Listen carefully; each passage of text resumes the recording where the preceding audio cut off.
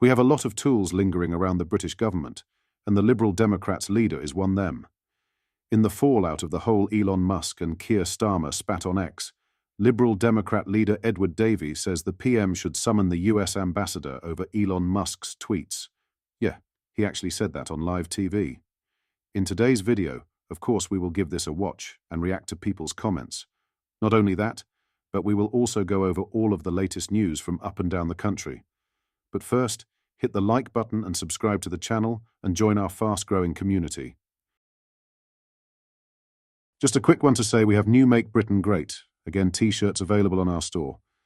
Go grab them now. They are available at britishstand.com or check the link in the description. Yes, so as stated in the intro, Ed Davey makes a fool of himself on live TV. Have a watch. I think anyone who wants to serve in a foreign government commenting on our affairs should be very careful. And when it comes to these comments, I think the government should call in the US ambassador. The US ambassador should make it clear, both to the current White House and the president-elect, that anyone who is working in a senior level in any American government needs to be very careful about how they comment on UK affairs, whether they're the richest man in the world or anyone else. Yeah, he's a muppet.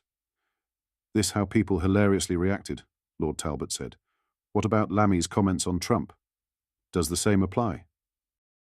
Matt said, and yet we have so many of ours telling Israel what they should do, and we have a government that hate Trump and have said many things about him. You can't have it all ways, I suppose. Chris said, ha ha ha ha ha, watch what you say, or some pleb from the UK Parliament will get upset. And what on earth is the ambassador going to do? Stop inviting him to fancy silver spoon dinners. Bizarre. Bucket said. Funny enough, I seem to have many receipts of the Brits talking about Trump. Not as fun when the shoe is on the other foot, is it? Especially when you're the little brother. This user said, what are you going to do? Send him a letter saying how annoyed you are. Alan said, Ed Davey needs to look up the idiom, since time immemorial, because such behaviour has been the practice of the political class for that period.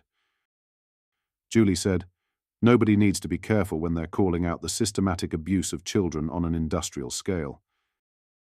Andy said, never heard so much political gesturing nonsense. Summons the US ambassador for what? That's the thing with the truth. Those that don't tell it don't like it. You can't change it. The UK establishment is being called out and they don't like it. Bob said, another politician who seems to miss the point about young girls being abused on a daily basis. Or maybe another politician with something to hide. What are your thoughts on this? Let me know in the comments. In some other news, civil servants at the Department for Work and Pensions, DWP, have been awarded bonuses of up to £14,000, while winter fuel payments for pensioners are being reduced, according to government data. Last year, Chancellor Rachel Reeves announced that Labour would introduce means testing for the previously universal energy bill support of up to £300 for state pensioners. Now, only those receiving means-tested benefits like pension credit from the DWP are eligible. In 2023-24, senior civil servants at the DWP received £645,685 in end-of-year bonuses, according to figures obtained by the Daily Mail through a Freedom of Information (FOI) request. This amount could have funded winter fuel payments for over 3,000 pensioners.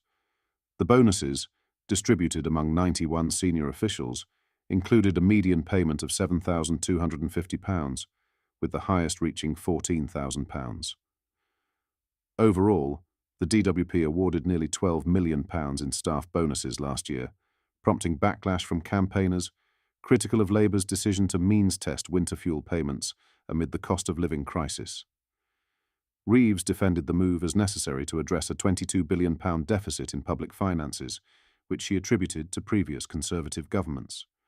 Despite this justification, the DWP has faced criticism for overseeing a benefits system that lost an estimated £13.9 billion to fraud and error in the past year.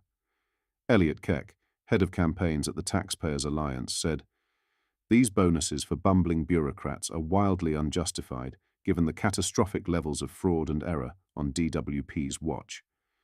While taxpayers face a budget of horrors, civil servants enjoy pay, pensions and perks most can only dream of."